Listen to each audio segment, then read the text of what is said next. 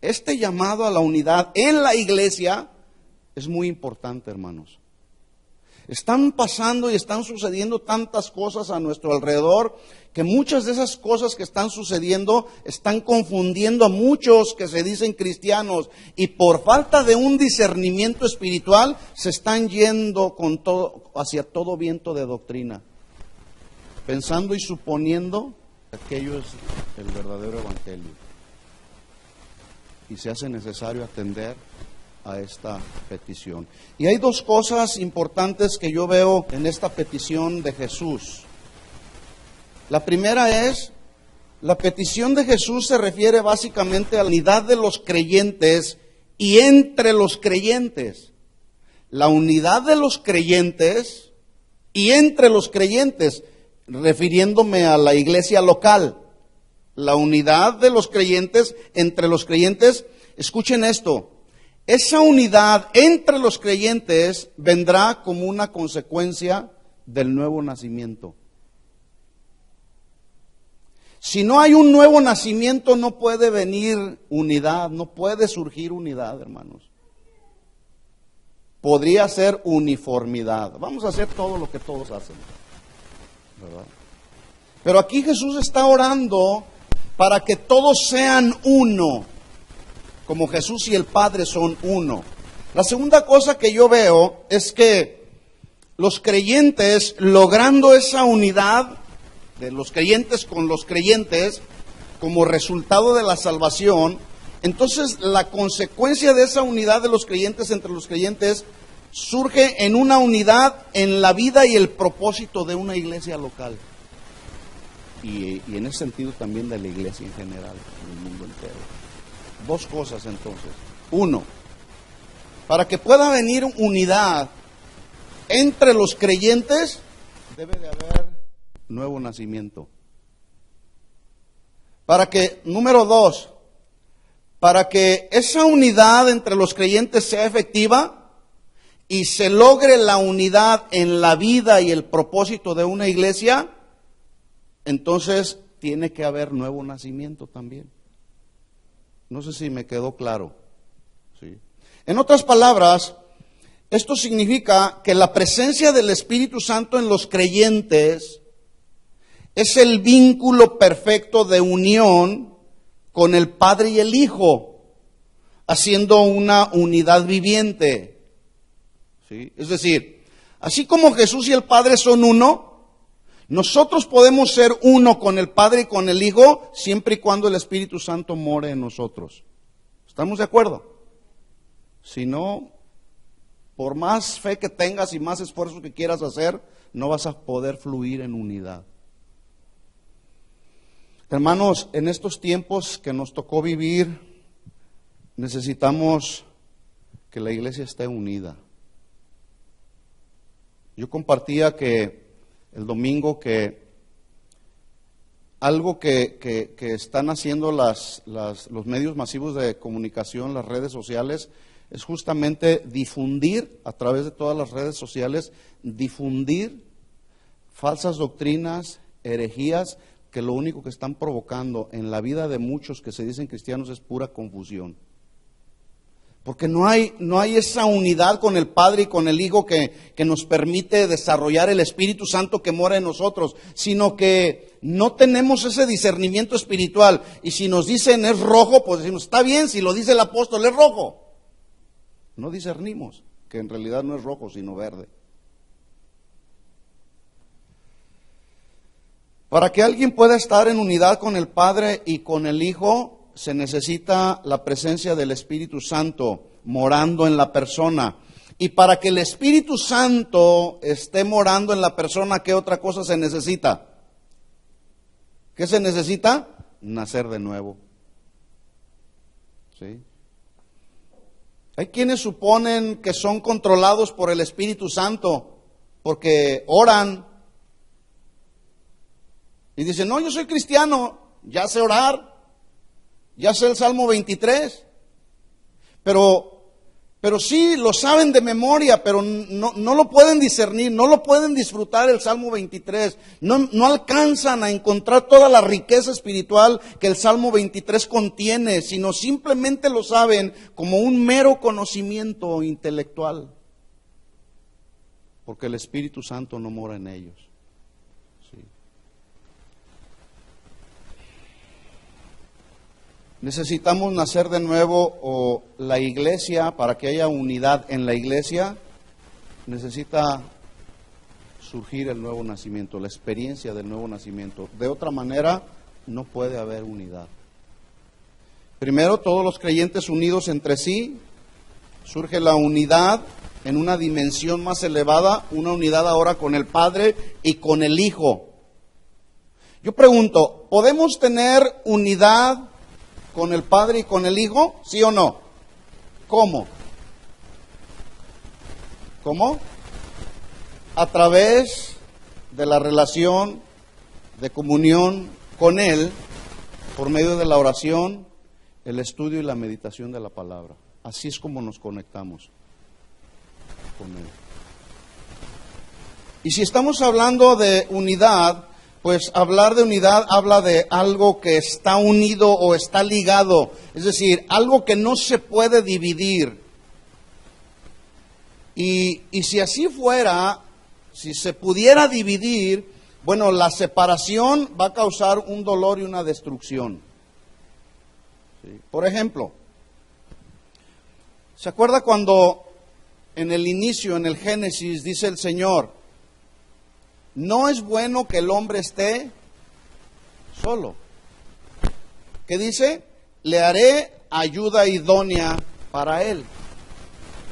Y dice la Biblia que entonces Dios hizo caer en sueño profundo a Adán, y mientras éste dormía, tomó una de sus costillas, cerró la carne en su lugar, y de la costilla que Jehová tomó, hizo a una mujer, la trajo al hombre, y Adán dijo: esto ahora es hueso de mis huesos, carne de mi carne, será llamada varona, porque del varón fue tomada. Es decir, era parte de él mismo. ¿Sí? Y en el versículo 24 de Génesis capítulo 2, entonces el Señor Dios dice: por tanto dejará el hombre a su padre y a su madre, ¿y qué? Y se unirá a su mujer, y los dos serán una sola carne. Si alguien que no conoce al Señor, que no entiende los asuntos espirituales de la Biblia, va a decir: ¿dos siendo uno? Sí, así lo dice la Biblia. No serán más dos, sino uno. ¿Cuántos matrimonios que están aquí presentes ahora son uno? El esposo con la esposa y la esposa con el esposo. ¿Cuántos? Yo soy uno con mi esposa. Ella me conoce, ella sabe mi sentir, ella sabe mi forma de pensar. 32 años casados y ya nos conocemos. Ya sabemos nuestras debilidades, ya sabemos nuestros defectos, nuestras virtudes. ¿Sí? Entonces dice ahí el Señor: se unirá su mujer y serán una sola carne. Aquí la palabra unir es la palabra del hebreo dabak, con Q al final, que se traduce algo que se pega y que no se puede separar. ¿Sí? Cuando entonces el Padre dice: se unirá su mujer, está diciendo: se pegará a su mujer, se unirá a ella, se mantendrá ligado a ella. ¿Sí? Dabak, aquí esta palabra hebrea dabak también, en relación a la unidad, dabak también se traduce fidelidad, lealtad y devoción. ¿Por qué el matrimonio se mantiene unido? Porque hay fidelidad, lealtad y devoción el uno al otro. Bueno, pues esa misma unidad que existe en el matrimonio es la misma unidad que como cristianos debemos de desarrollar con el Padre y con el Hijo, siempre y cuando el Espíritu Santo more en nosotros. Pero también esa unidad debe de fluir entre los creyentes. Y justamente ahí es donde está el problema. Que a veces no fluimos en esa unidad como el cuerpo de Cristo que somos. Vemos la necesidad que está padeciendo cualquiera de nuestros hermanos y lo primero que luego hacemos es suponer, pensar, interpretar que el problema que tiene, la situación difícil por la cual está pasando, es posiblemente porque está o anda en pecado. Y hacemos nuestras interpretaciones personales incluso antes de ir. Hermano, ¿qué te pasa? Hermano, no te he visto en la congregación. ¿Qué está sucediendo? ¿Estás bien? Se nos ha olvidado eso, hermanos. Y de eso se trata precisamente.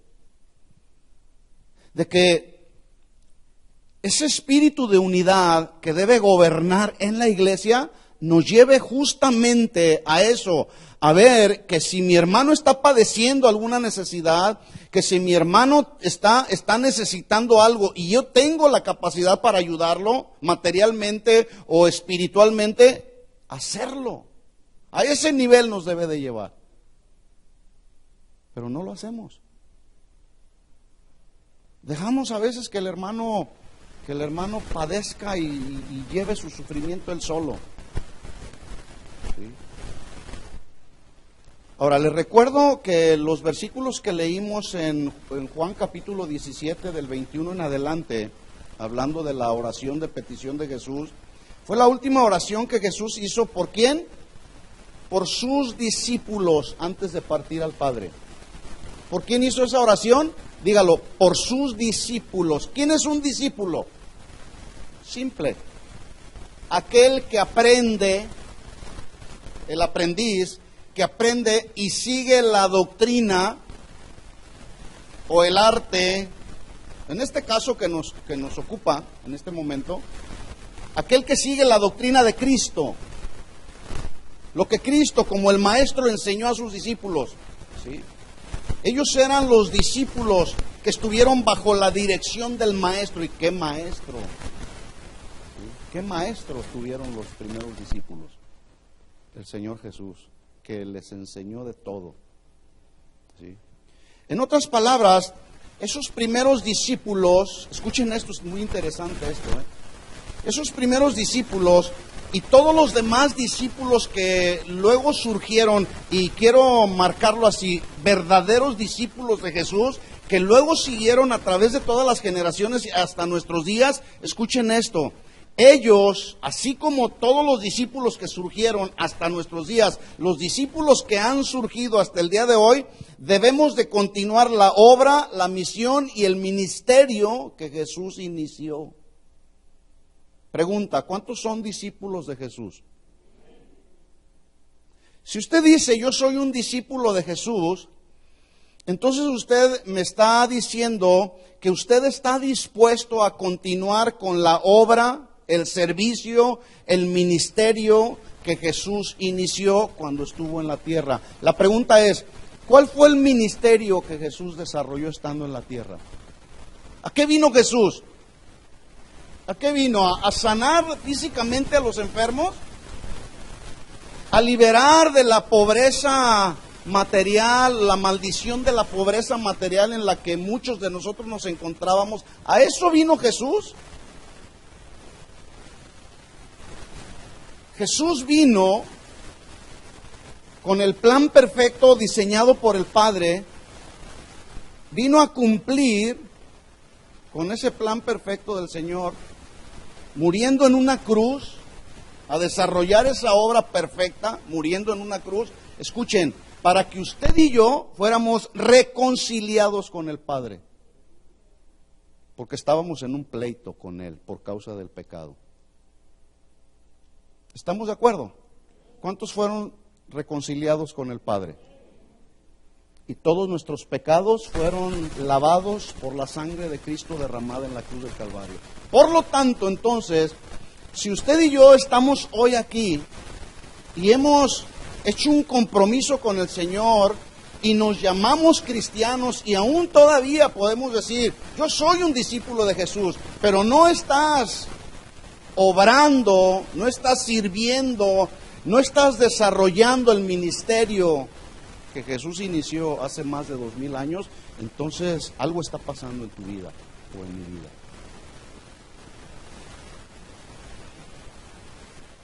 Hace unas horas atrás alguien me llama y me dice, ¿puedes venir a hablar con una persona que ya le habíamos compartido del Evangelio? Dice, está en un estado de depresión impresionante, está así en un punto, casi en un hilo muy delgado de suicidarse por causa de adicciones. Dije, sí, ¿cómo no? Terminé lo que estaba haciendo aquí y fui a verlo. Cuando llamé a este hombre, lo único que hizo fue, lo primero que hizo, mejor dicho, fue abrazarme y decirme, gracias porque necesitaba hablar con alguien. Fui con mi compadre fulano de tal y le dije, necesito hablar contigo. No vengas, no tengo tiempo. Fui con el otro vecino y le dije, necesito hablar con alguien, me siento muy mal, necesito ayuda. No tengo tiempo.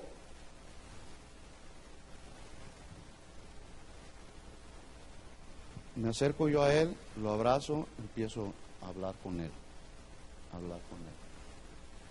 a ministrarle la palabra. Empieza a llorar este hombre, y a llorar. Le dije, te quiero ver hoy en la noche en la iglesia. Y no está aquí. La gente está luchando tanto, hermanos. ¿Sí?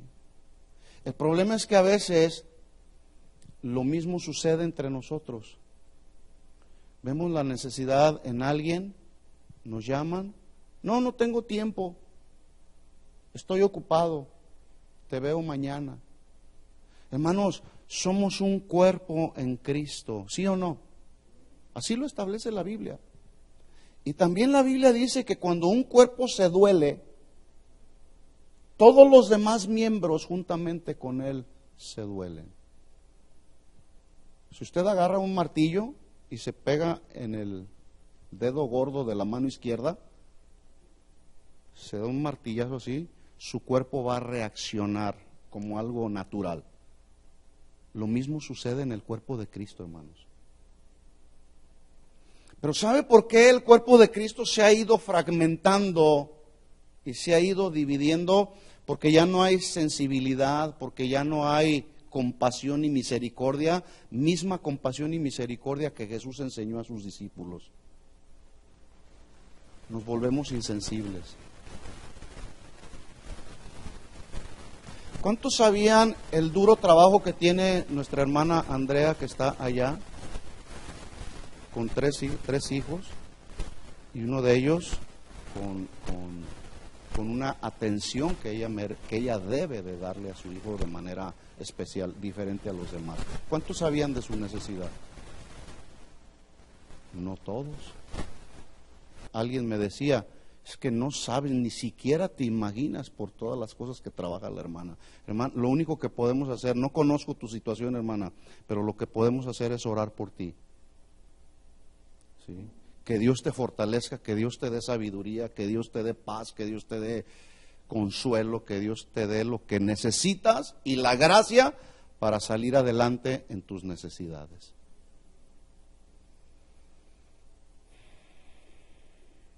¿Cuántos saben que nuestra hermana Gilma hace el trabajo de papá y mamá? Y no es fácil. ¿O sí, Gilma? Si estando juntos papá y mamá, nos es tan complicado enseñar, ministrar, instruir a nuestros hijos. Ahora imagínense una mujer sola. Qué bueno que no está sola, ¿eh? O sí está sola. Hermano, si estás pasando por alguna necesidad, no estás solo. No estás solo. No estás sola. Necesitamos funcionar en esa unidad como iglesia local que somos, hermanos. Pero todo esto surge motivados y movidos por la compasión y la misericordia que debe de surgir de aquí de dentro de nuestro corazón. De ahí surgió la compasión y la misericordia que Jesús tuvo por toda la gente que lo seguía. Y algunos lo seguían nada más porque Jesús les daba de comer.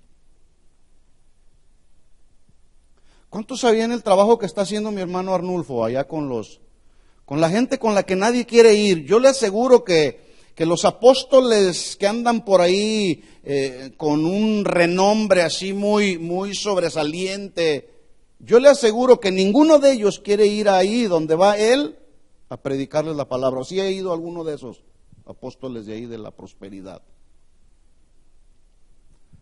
Él está haciendo una labor ahí con los indigentes. Y escuchen esto, ellos no nomás van y les dan el alimento material. Eso es lo que... El alimento material a ese tipo de personas cualquiera se los puede suplir. Se paran en una esquina y les dan ahí y les pueden suplir su necesidad material. Pero en la espiritual, no todo mundo se las puede dar. Solamente aquellos que han nacido de nuevo y que el Espíritu Santo mora en ellos.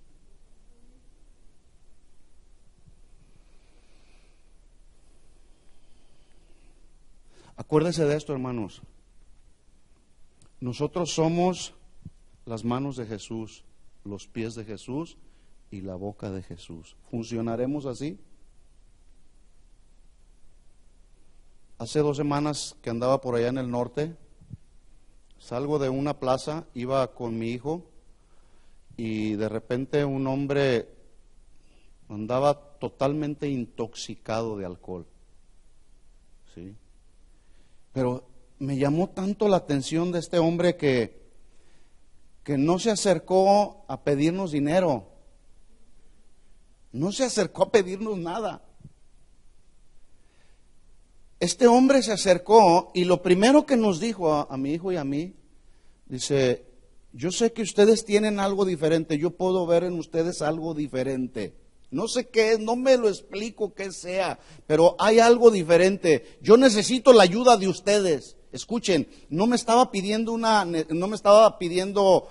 algo material. Él tenía una necesidad en el alma. Y yo le dije, pues justamente yo te voy a hablar de Jesús. Él es el que te puede suplir tu necesidad del alma. Nosotros somos pastores en una congregación y empiezo a hablar. Cuando le dije, soy pastor de una congregación, me dice, ¡gloria a Dios! Hermano, me dijo, ¡qué bueno que te encontré! Cuando me dijo eso me sorprendí, le dije, ¿qué te pasó? Ese hombre era un ministro de alabanza, el cual el enemigo lo engañó, lo arrastró, lo pisoteó, lo zarandeó y ahí está. Su condición postrera fue peor que la primera.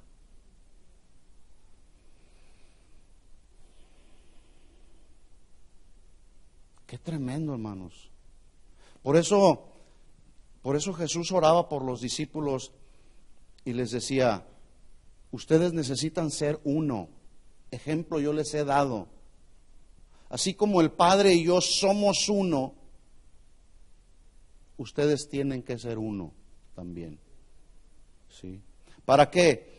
Repito, para desarrollar el ministerio. ¿Cuál ministerio? De decirle a la gente, publicarle a la gente cómo pueden ser exitosos en sus negocios o en sus trabajos. Qué distorsionado está el día de hoy el mensaje del Evangelio. Ya no le están enseñando a la gente nuestra responsabilidad como discípulos de Jesús, diciéndoles, hermanos, se nos ha delegado la enorme responsabilidad y Dios nos ha dado el enorme privilegio de entregar en nuestras manos el ministerio de la reconciliación. A muchos de esos predicadores se les ha olvidado. Y entonces le enseñan a la gente cómo prosperar. Qué mensaje tan vacío, hermanos. Qué mensaje tan vacío. ¿En qué consistirá el ministerio de la reconciliación? ¿En reconciliar matrimonios cuando se pelearon? ¿En reconciliar a los padres con los hijos cuando se pelearon? ¿En reconciliar a los hermanos en la congregación cuando se pelean? ¿Los cristianos se pelean? No, ¿cómo eso? Sí, se pelean. Aunque usted no lo crea. ¿En qué consiste el ministerio de la reconciliación? ¿Alguien sabe?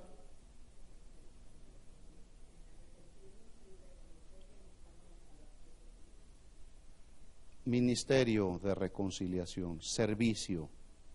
O sea, yo voy a prestar un servicio. ¿Qué servicio? Reconciliar.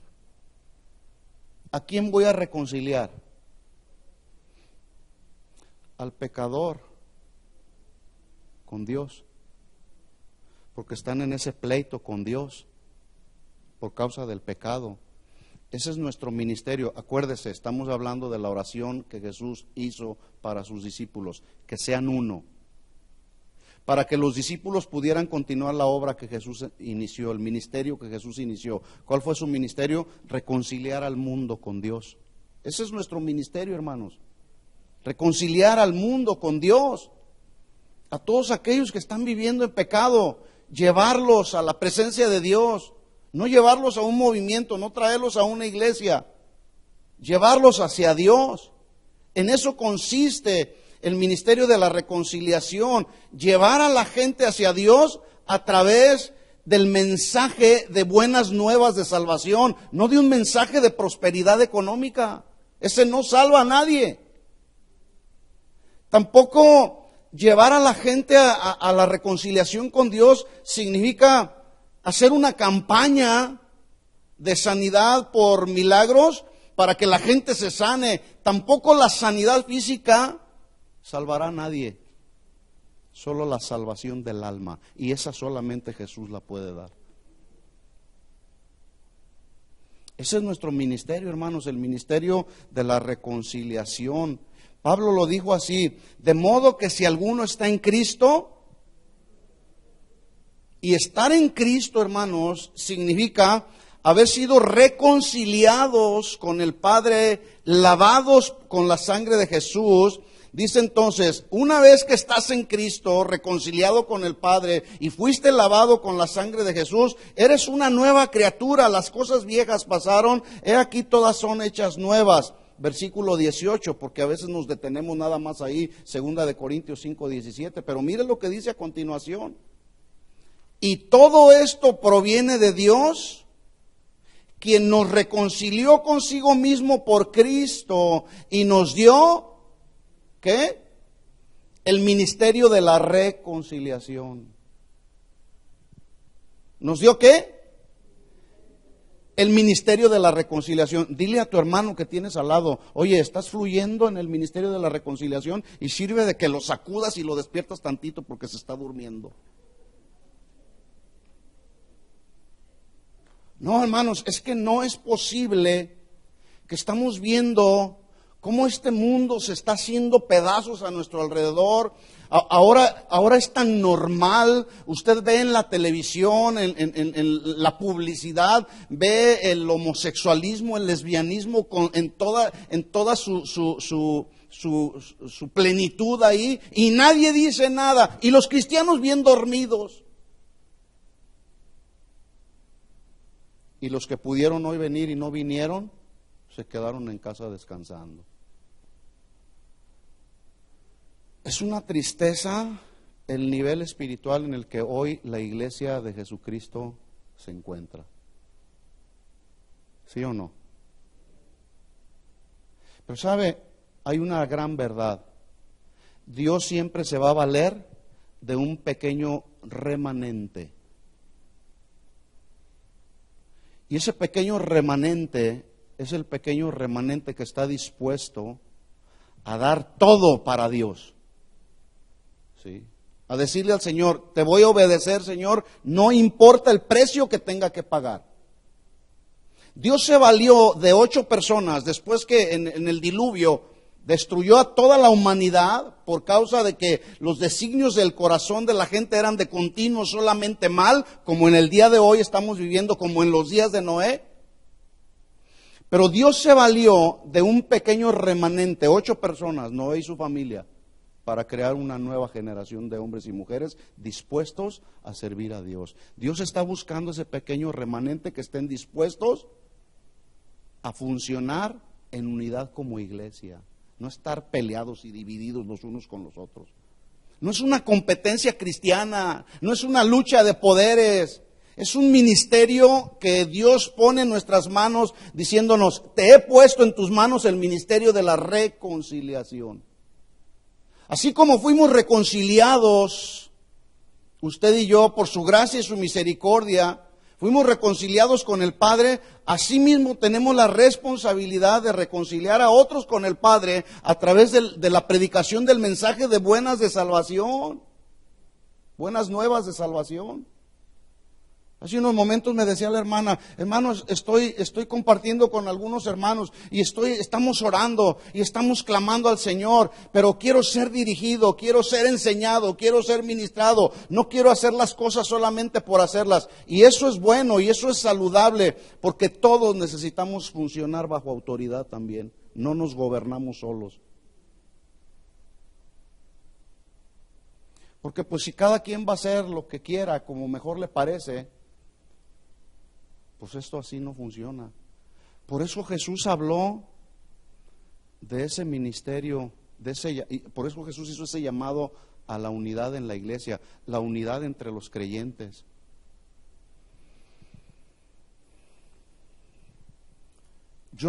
Hasta el día de hoy, yo no he encontrado a uno de esos predicadores muy famosos de ahí de la televisión.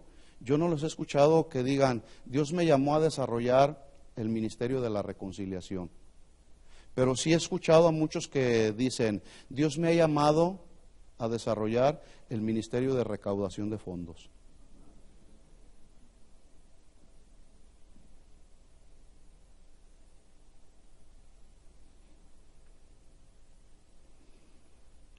Dice Pablo en 2 de Corintios 5:18, todo esto proviene de Dios quien nos reconcilió consigo mismo por Cristo y nos dio el ministerio de la reconciliación. Que Dios estaba reconciliando consigo mismo al mundo, no tomándole en cuenta a los hombres sus pecados, y nos encargó a nosotros la palabra de la reconciliación. Así que somos embajadores. ¿Sabe lo que es un embajador? Un representante. ¿Sí? Pero escuchen, hay que ser buenos representantes, no como los embajadores que acaban de correr de Honduras a su país. ¿Sabe por qué los regresaron? Los destituyeron de su puesto. 8 o 10 embajadores en diferentes estados de aquí de la Unión Americana. Embajadores representantes de Honduras en este país. ¿Sabe por qué los destituyeron? Por tranzas. ¿Saben lo que significa eso? Por fraudulentos, pues. ¿Sí? Hay mucho embajador que se dice embajador de Cristo y son unos fraudulentos. Por eso la Biblia habla aquí y dice Pablo, somos embajadores, por lo tanto debemos actuar como embajadores en nombre de Cristo. Como si Dios rogase por medio de nosotros, os rogamos en nombre de Cristo, reconcíliense con Dios. Al que no conoció pecado, por nosotros lo hizo pecado para que nosotros fuésemos hechos justicia de Dios en él. No sé si está entendiendo el mensaje, pero resulta que para que podamos desarrollar la obra y el ministerio que Jesús inició hace más de 2000 años, que primero dejó a sus discípulos, y los discípulos hicieron más discípulos, y esos más discípulos hicieron más discípulos, y la secuencia sigue hasta nuestros días. Resulta que para hacer la obra del ministerio se requiere un ingrediente básico que contiene 6 letras, que ya lo dije, se llama unidad, la unidad de la iglesia. Imagínense que hacemos aquí una campaña de evangelización, porque yo le voy a decir una cosa, la gente de aquí de la comunidad de alrededor nos tiene identificados. Ya saben, ahí es una iglesia cristiana, ¿verdad? Imagínense que hacemos aquí una campaña y de repente por ahí alguien te dice, no, yo no voy a ir, todos los cristianos se pelean. Son una bola de hipócritas, son esto y son aquello. ¿Por qué? Porque posiblemente esos que hablan de esa manera tuvieron una experiencia en ese sentido. Y piensan y suponen que todos somos hipócritas y que todos somos fraudulentos y que todos somos lo que ellos dicen que somos.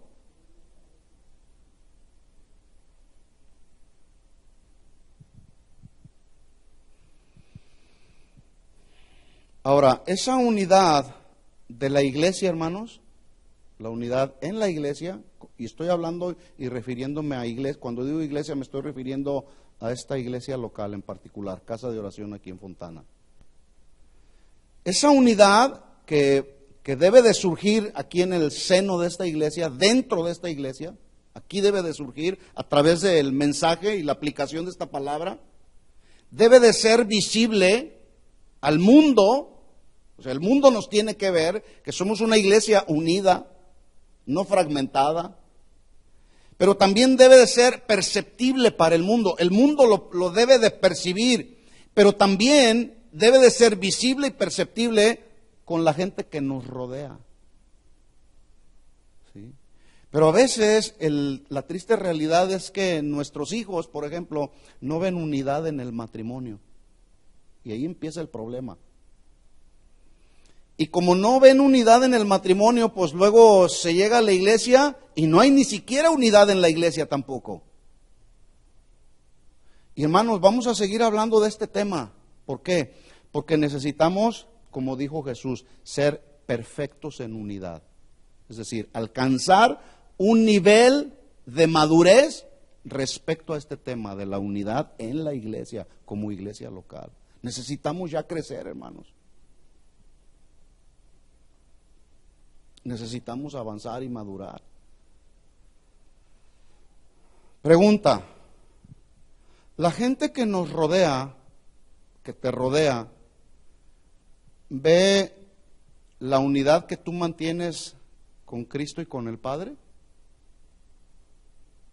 Cada quien se responde, ¿verdad? Y si la gente que nos rodea puede ver y le es perceptible que podemos tener una unidad con el Padre y con el Hijo a través de la oración y de la meditación de la palabra, pues obviamente para ellos va a ser perceptible también la unidad en la familia de Dios. Y es una cadenita, ¿sí? Es una cadenita. Por eso San Pablo dijo: sobrellevad las cargas los unos de los otros, unidos. ¿Cuál es tu necesidad, hermanos? Cuando se pregunte aquí desde este lugar, hermanos, ¿quién tiene una necesidad? Dígalo con libertad. Estoy desanimado, hoy no quería ir a la iglesia. Pero a veces pensamos, el qué dirán, le damos más importancia. No, hermanos, estamos aquí porque queremos ser restaurados. Para eso venimos aquí, a ser restaurados, reparados, enderezados de todas las cosas que no están derechas en nuestra vida. A eso venimos a la iglesia, a través de la ministración unos con otros, a través de la enseñanza de la palabra de Dios, que nos debe de confrontar. La palabra de Dios nos debe de confrontar y debemos de salir con una convicción de decir: ahora el Señor me habló porque habló cosas a mi vida que son con las que estoy sufriendo y estoy batallando. Entonces, tú tienes que darle una respuesta a Dios a través de lo que escuchaste del mensaje. Pero hay gente que llega y sale peor que como entró.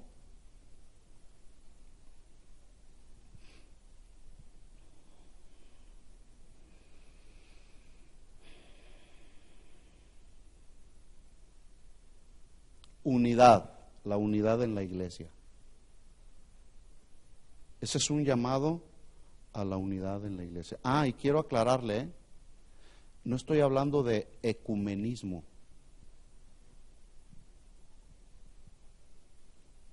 Este es un movimiento religioso que está buscando unir todas las denominaciones cristianas, independientemente de las doctrinas que lleven. Y no solamente denominaciones, sino aún hasta religiones. No estoy hablando de ecumenismo. ¿Sí? Algunos de sus principales promotores buscaron desarrollar este movimiento ecuménico diciendo: vamos a hacer o tratar de lograr la unidad de la iglesia en general en el mundo entero a través de unificar la doctrina. Resulta que quien estaba promoviendo estaba dando esta propuesta, que a través de unificar la doctrina, resulta que era un obispo católico, un alto prelado del catolicismo. Dije prelado, no me vaya a malentender. Un hombre de autoridad. Entonces, mi pregunta es, si él, a través de este método para unificar a la iglesia, va a establecer una sola doctrina, ¿cuál creen ustedes que sería la doctrina que quería establecer? Catolicismo romano. Adoración a santos y María y tanta cosa, el rosario, el catecismo, muchas cosas. Esa sería la... ¿Ustedes entraría a eso? Otro de sus promotores dijo, bueno, no nos vamos a meter en doctrina.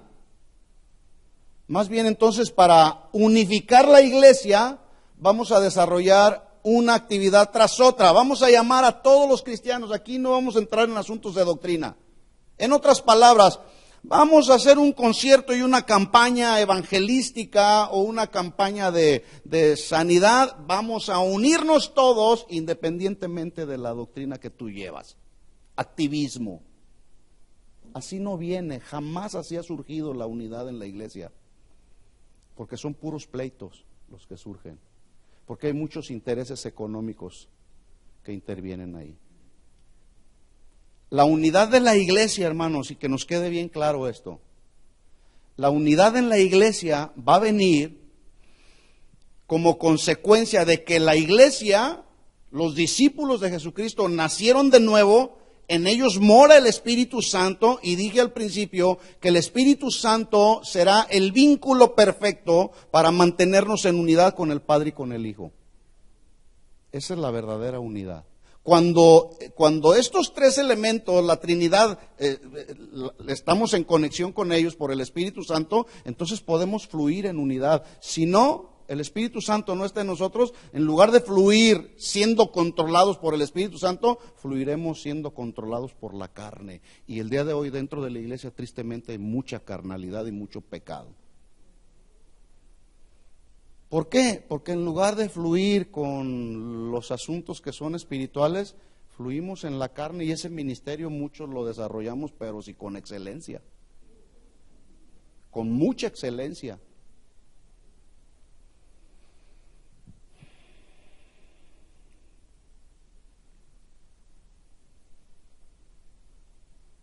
Para que todos sean uno, dijo Jesús. Como tú, oh Padre, en mí y yo en ti, que también ellos sean uno. ¿Sí? Ahora, mire cómo dice Jesús, para que sean uno como tú, Padre, en mí. No dice para que tú estés conmigo. No dice así, dice para que tú en mí, así como yo en ti, no contigo. No sé si alcanza a notar la diferencia. ¿Sí? Mi esposa y yo puedo estar con ella, ¿sí? Pero podemos lograr, según lo que dice la Biblia, ser uno. Ella en mí y yo en ella, a través de nuestra relación matrimonial. Eso era lo que Jesús estaba diciendo. Que ellos sean uno, como tú y yo somos uno. Tú en mí, yo en ti. ¿Cómo podemos ser uno con el Señor? A través del Espíritu Santo.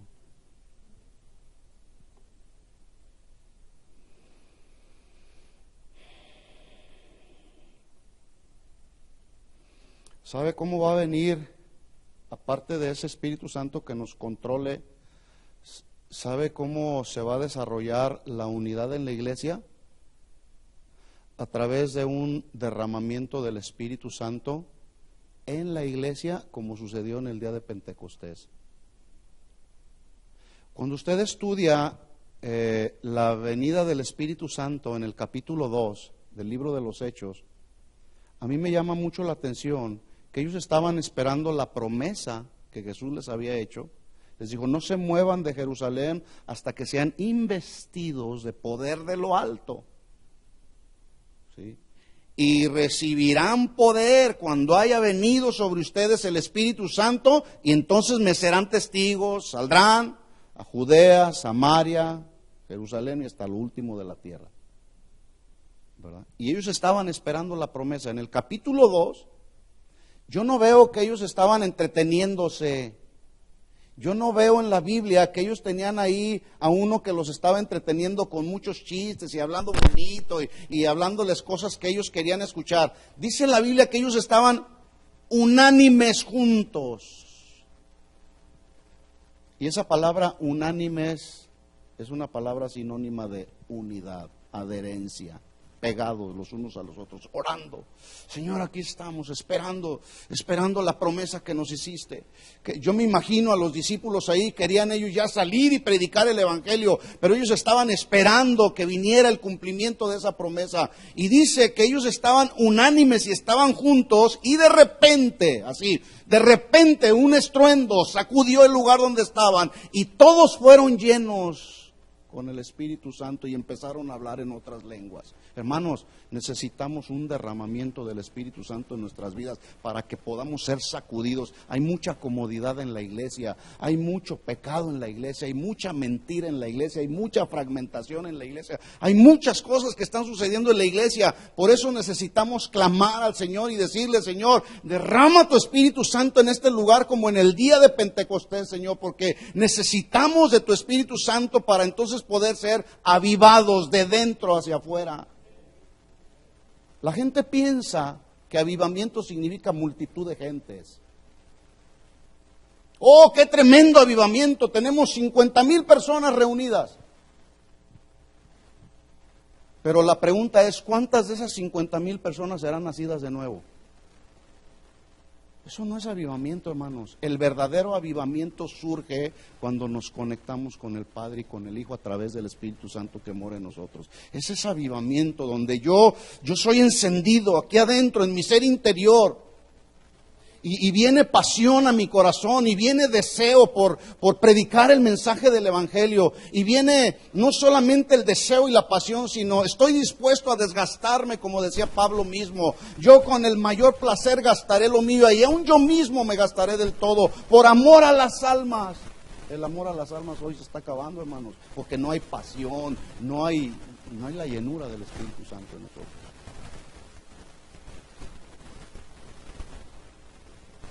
Seguiremos hablando de este tema, hermanos. Esta congregación necesita ser avivada, y esto es algo que hemos estado orando por semanas y semanas y semanas. Por cierto, los quiero invitar todos los domingos. A partir de hace 2 domingos atrás nos estamos reuniendo, un grupo de personas, servidores, los líderes de esta congregación, nos estamos reuniendo a orar.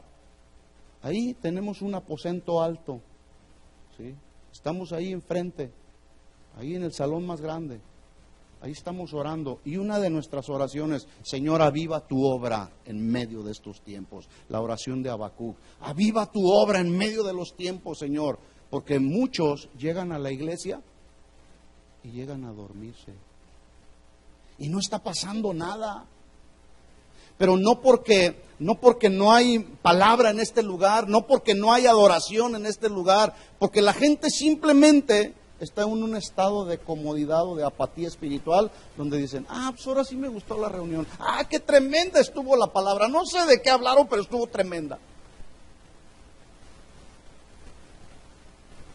Estamos orando por un avivamiento, hermanos, estamos orando por un derramamiento del Espíritu Santo. Y sabe, cuando este edificio empiece a temblar, no se vaya a sorprender, no se vaya a sorprender. Será la manifestación del Espíritu Santo cayendo en la vida de cristianos que estemos dispuestos a salir y desarrollar el ministerio de la reconciliación, llevar a otros a reconciliarse con el Padre, ¿sí?, a través de la predicación del mensaje del Evangelio de buenas nuevas de salvación. Necesitamos hacerlo, hermanos, necesitamos hacerlo, ¿sí? Necesitamos una sacudida. Necesitamos decirle al Señor: yo quiero pedirle, por favor, que hoy, antes de que se duerma, dígale al Señor: Señor, Si hay cosas en mí que me están provocando apatía espiritual, flojera espiritual, lo que está, dile al Señor, enciéndeme nuevamente, aviva el fuego del don de Dios que has puesto en mí, Señor. Sí. Para que entonces podamos funcionar como iglesia local en unidad, hermanos, con un mismo propósito, con el mismo propósito por el cual el Padre envió al Hijo. ¿Para qué envió el Padre al Hijo? No envió el Padre al Hijo para prosperar a la gente, envió el Padre al Hijo para sanar del alma a todos los pecadores y hacernos libres de la maldición del pecado. Y usted y yo, si nos llamamos discípulos de Jesús, necesitamos entonces desarrollar el ministerio de la reconciliación. ¿Cuántos asumen ese reto? ¿Sí? Vengan aquí, vamos a orar juntos. Vamos a tomarnos de las manos y vamos a clamar a Dios. Yo sé que se nos ha ido el tiempo, pero regáleme unos minutos más. Cuando andábamos allá en el mundo no nos importaba hasta desvelarnos. De ahí mismo del trabajo nos íbamos de ahí mismo de la parranda nos íbamos a trabajar. Y no pasaba nada. Regáleme 5 o 10 minutos más, por favor, pero cerremos este tiempo clamando al Señor con todo nuestro corazón, diciéndole: Señor, avívame, Señor, lléname con tu Espíritu Santo. Y si este lugar empieza a temblar, no se vaya a sorprender, será la presencia del Espíritu Santo llegando a nuestro corazón. Vengan los del grupo de alabanza y vamos a tomar este tiempo para clamar a Dios con todo nuestro corazón y decirle: Señor, aviva mi vida, Señor, apasioname, lléname de ti, Señor. Toma la mano de la persona junto a ti, no ores por ti, ora por él y dile: Señor, que podamos ser uno, como tú y el Padre son uno, Señor. Aquí estamos como iglesia, nuestras manos están unidas, Señor, representando precisamente esa unidad como iglesia local, Señor.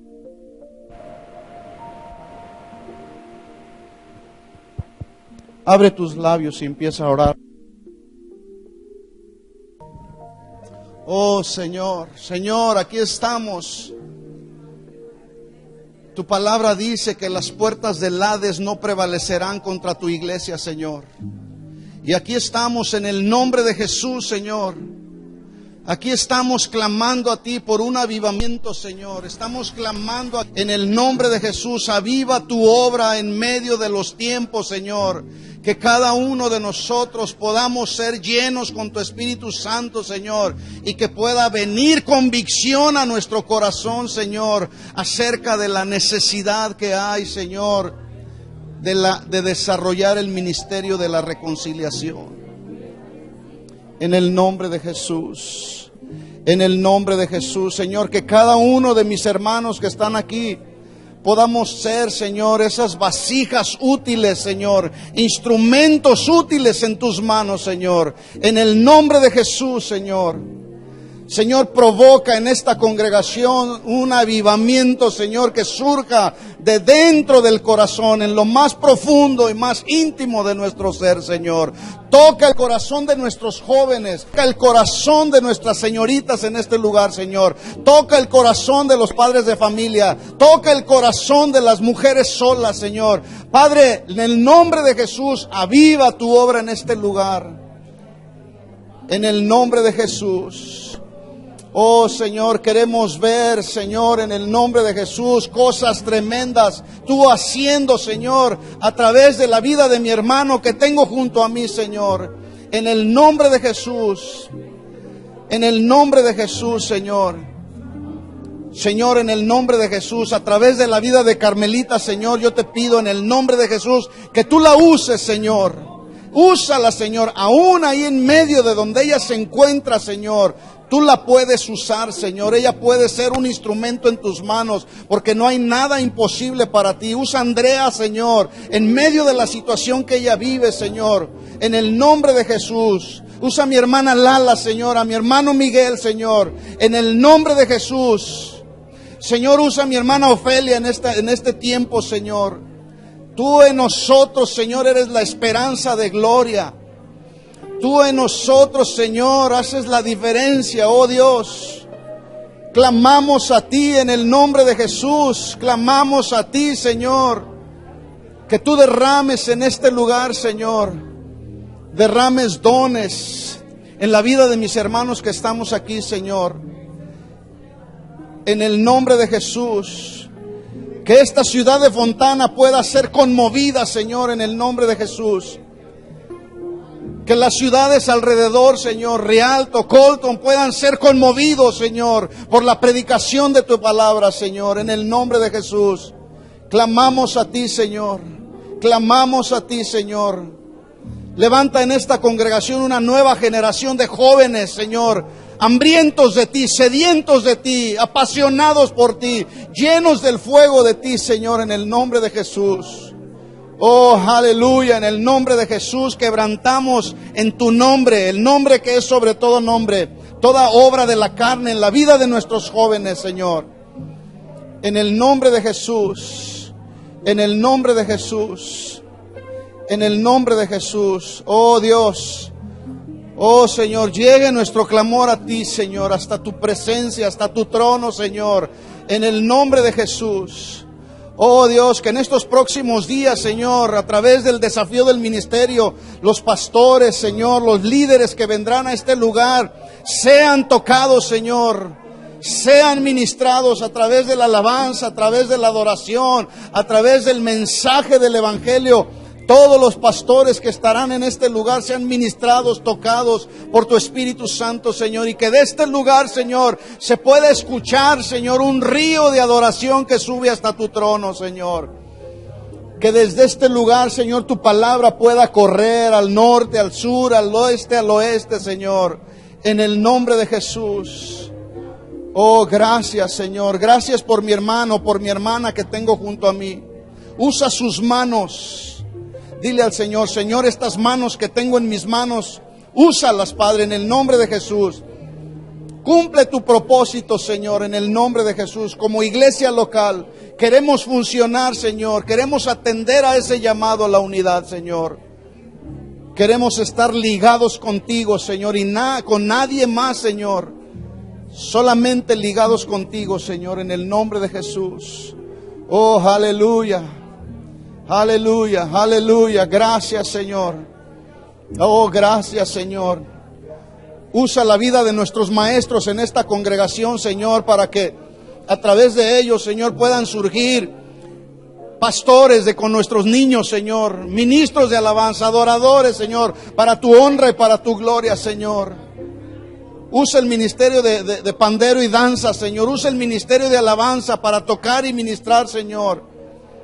Y que desde este lugar, Señor, continuemos siempre predicando tu palabra, Señor, comprometidos con la verdad, comprometidos con la predicación del Evangelio, y no desviarnos ni a la derecha ni a la izquierda, Señor. Ese es el reto que queremos asumir cada día, Señor. No importa nuestra vida, queremos desgastarnos a nosotros mismos por amor a las almas, Señor, en el nombre de Jesús, en el nombre de Jesús. En el nombre de Jesús. Sigue usando la vida de Arnulfo, Señor, en el nombre de Jesús. Sigue usando su vida en el nombre de Jesús.